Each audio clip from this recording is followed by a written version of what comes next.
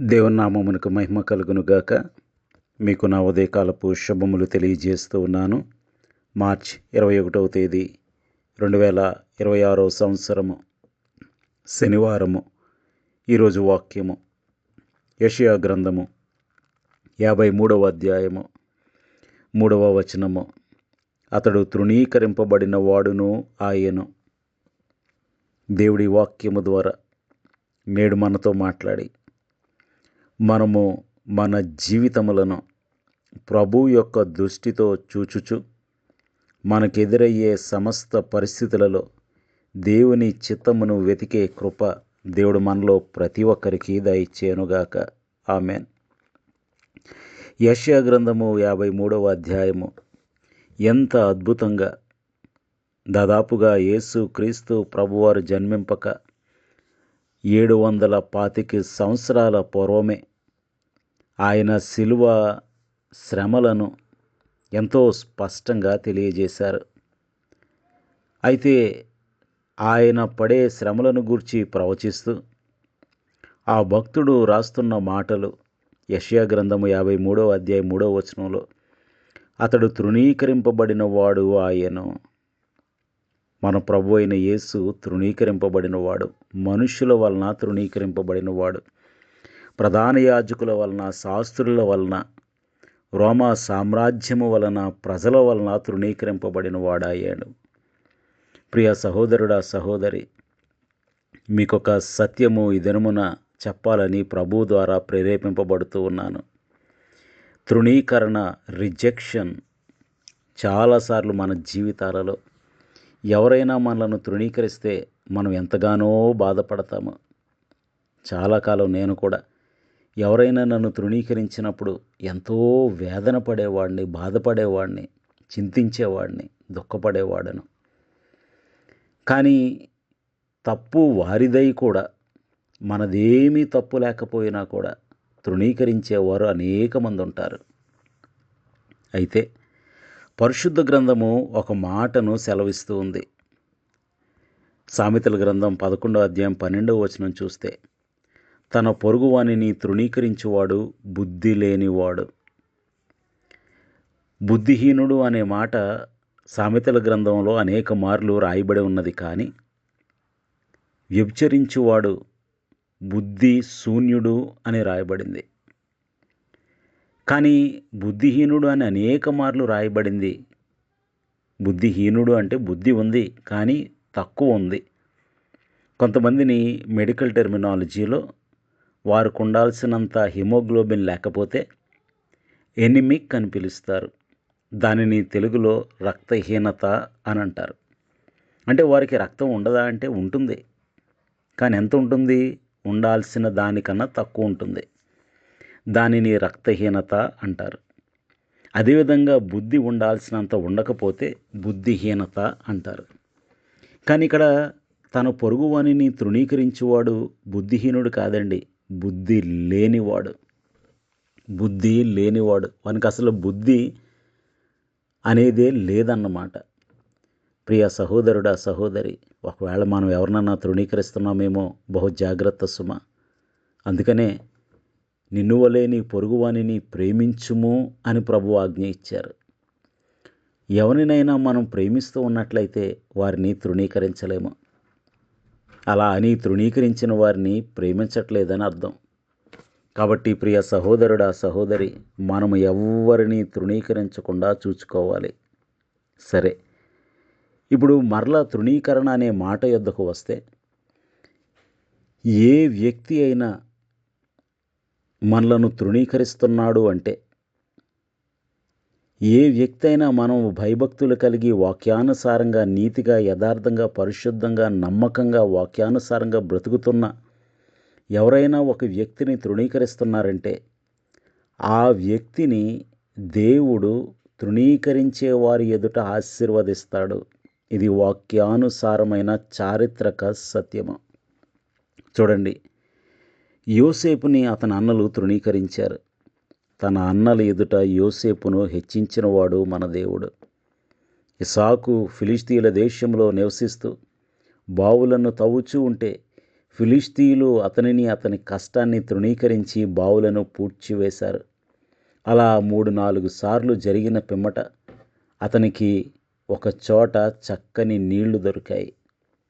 అయితే ఫిలిష్తీయులు తృణీకరించారు. కానీ ఆ ఫిలిష్తీయులు ఎదుటే ఇస్సాకును దేవుడు ఎంతగా హెచ్చించాడు అంటే, ఫిలిష్తీయుల రాజు అయిన అబీమెలెకు ఇస్సాకు నొద్దకు వచ్చి అతనితో నిబంధన చేసుకున్నాడు. ఎందుకంటే ఇస్సాకు అంత ఘనుడైపోయాడు. ప్రియ సహోదరుడా, సహోదరి, ఎవరైనా నిన్ను తృణీకరిస్తున్నారు అంటే బాధపడొద్దు, కుమిలిపోవద్దు, ఇబ్బంది పడొద్దు. ఎక్కడ నన్ను తృణీకరిస్తారో అని నీ స్పిరిచువల్ స్టాండర్డ్స్ తగ్గించుకోవద్దు. నీ సెల్ఫ్ రెస్పెక్ట్ వదులుకోవద్దు. ఎందుకంటే వారి ఎదుట దేవుడు నిన్ను దీవించబోతూ ఉన్నాడు, నువ్వు నమ్మకంగా ఉన్నట్లయితే. అదేవిధంగా దావీదు ఎప్పుడైతే ఏలా లోయకు వెళ్ళాడో, ఎలియాబు అంటున్నాడు, నీ మనసులో ఉన్న చెడుతనమంతా నాకు తెలుసు. యుద్ధం చూడటానికే కదా నువ్వు వచ్చావు. అరణ్యములో ఆ చిన్న మందను ఎవరు వశం చేశావు అని తృణీకరించాడు.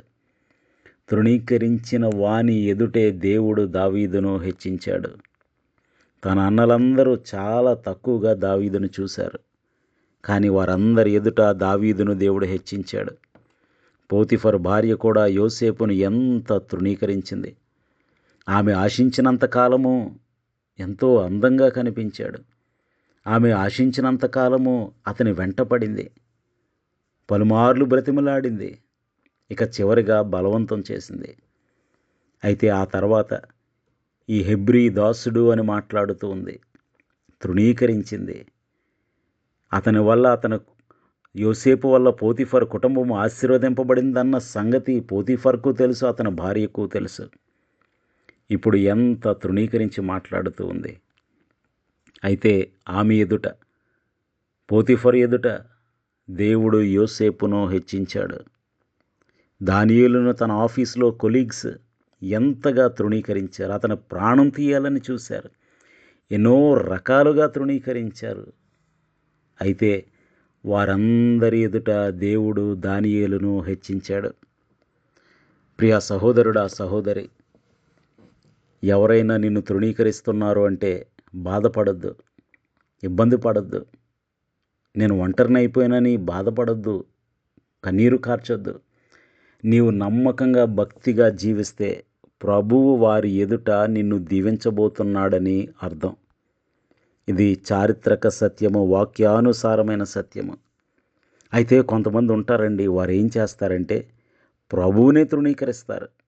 ఇదెంత విచారం! తన పొరుగువానిని తృణీకరించువాడు బుద్ధి లేనివాడు అని వాక్యం సెలవిస్తుంది. ఇక దేవునిని తృణీకరించువాడు ఎవరు? కీర్తనల గ్రంథం 10వ అధ్యాయం 13వ వచనం చూస్తే, దుష్టులు దేవుని తృణీకరించుట ఎలా అంటున్నాడు. దుష్టులు ఏం చేస్తారు? దేవునిని తృణీకరిస్తారు. ప్రియ సహోదరుడా, సహోదరి, దేవునిని తృణీకరించటం అంటే ఆయనకివ్వాల్సిన గౌరవము, ఆయనకివ్వాల్సిన స్థానము, ఆయనకివ్వాల్సినది ఆయనకు ఇవ్వకపోవటమే ఆయనను తృణీకరించటం. చూడండి, ఎవరైనా అధికారిని మన ఇంట్లో శుభకార్యానికో లేదా ఏదైనా ఈవెంట్కో పిలిచినప్పుడు వారికి ఇవ్వాల్సిన గౌరవము, మర్యాద ఇవ్వకపోతే, పట్టించుకోకపోతే ఎంతగా బాధపడతారు. అంతెందుకు, అతి సామాన్యులమైన మనలనే ఎవరైనా వారింట్లో కార్యక్రమానికి, పెళ్ళికి పిలిచినప్పుడు వారు మనలను పట్టించుకోకపోతే మనం ఎంత చిన్నగా ఫీల్ అవుతాం, బాధపడతాం కదా. అదేవిధంగా మరి ప్రభువుకి ఇవ్వాల్సిన స్థానం మనం ఇవ్వకపోతే ఆయనను తృణీకరించినట్లే. రోమీయులకు రాసిన పత్రిక 2వ అధ్యాయం 4వ వచనంలో, దేవుని అనుగ్రహము మారు మనసు పొందుటకు నిన్ను ప్రేరేపించుచున్నదని ఎరుగక ఆయన అనుగ్రహైశ్వర్యమును, సహనమును, దీర్ఘశాంతమును తృణీకరించుదువా అనే ప్రశ్నతో ఆ వచనం ముగుస్తూ ఉంది. ప్రియ సహోదరుడా, సహోదరి, దేవుడు నిన్ను ఎంతగా కాపాడుతూ, కనికరిస్తూ, పోషిస్తూ, సంరక్షిస్తూ, క్షేమమిస్తూ, ఆయురారోగ్యములిస్తూ, ఆహారమిస్తూ, వస్త్రమిస్తూ, నీడనిస్తూ, నీకు క్షేమమిస్తూ ఉంటే ఆయన అనుగ్రహైశ్వర్యమును, సహనమును, దీర్ఘశాంతాన్ని, ప్రేమను, కృపను తృణీకరిస్తున్నావా? ఒక్కసారి మనలను మనమే పరీక్షించుకుందాం. అందుకనే లోకాసు వార్త 18వ అధ్యాయంలో తామే నీతిమంతులమని తమను నమ్ముకుని ఇతరులను తృణీకరించు కొందరితో ఆయన ఈ ఉపమానం చెప్పాడు. ఎవరి కోసం చెప్పాడండి ఈ ఉపమానం? ఇతరులను తృణీకరించు వానితో. ప్రార్థన చేయడానికి 2 మనుషులు దేవాలయానికి వెళ్ళారు. వారిలో ఒకడు పరిసయ్యుడు, ఒకడు సుంకరి. పరిసయ్యుడు నిలవబడి ఆ సుంకరిని తృణీకరిస్తూ ఉన్నాడు. తన పొరుగువానిని తృణీకరించువాని ప్రార్థన అంగీకరింపబడదు. ప్రియ సహోదరుడా, సహోదరి, ఇతరులను తృణీకరిస్తూ దేవుని దగ్గరికి వెళ్ళి మొరపెడితే ఆ ప్రార్థన అంగీకరింపబడదు. కొంతమంది ఎంత ఆశ్చర్యంగా అనిపిస్తుందంటే పొరుగువారిని పురుగుల వలె చూస్తారు. కొంతమంది పురుగుల కంటే హీనంగా చూస్తారు. ఇదెంత విచారం! మనిషి చివరికి కలిసిపోవాల్సింది మట్టిలోనే. వారు ఎంత గొప్పవారైనా వారికి ఉన్న ఉద్యోగమును బట్టి, వ్యాపారమును బట్టి, ధనమును బట్టి, అందమును బట్టి, పేరు ప్రఖ్యాతలను బట్టి, రాబడిని బట్టి కొంతమంది ఇతరులను ఎంత తక్కువగా తృణీకరిస్తారు. ఎంత విచారం అండి! గమనించండి, ప్రభువు అయిన యేసు తన జీవితంలో ఎవరినైనా తృణీకరించినట్లు మనం చూస్తున్నామా? వాక్యమును ఎంత తరచి చూచిన పాపములో పట్టబడిన స్త్రీని కూడా ఆయన తృణీకరింపలేదు కదా. సేనని దయ్యం పట్టిన వాడిని కూడా తృణీకరింపలేదు కదా. పాపి అయిన మనుషుడని అందరూ ముద్ర వేసిన జక్కైన ఆయన తృణీకరింపలేదు కదా. 7 దయ్యములు పట్టిన మరియను తృణీకరింపలేదు కదా. ప్రభు స్వభావం మనలో ఉంటే మనం ఎవరిని తృణీకరించం. వాక్య విరుద్ధంగా ఉన్నవారిని, వారి బోధలను, వారి డాక్ట్రిన్స్ని మనం ఖండిస్తామే తప్ప వారిని కూడా తృణీకరించవలసిన అవసరం లేదు. ప్రియ సహోదరుడా, సహోదరి, మరి ఈ దినమున నీవెవరినైనా తృణీకరిస్తూ ఉన్నావా? ఒకవేళ తృణీకరిస్తూ ఉన్నట్లయితే ఇప్పుడే ప్రభువు నద్దకు వెళ్ళి ఆ విషయంలో లెక్క తేల్చుకోవాలి. ఆ విషయంలో క్షమాపణ అడగాలి.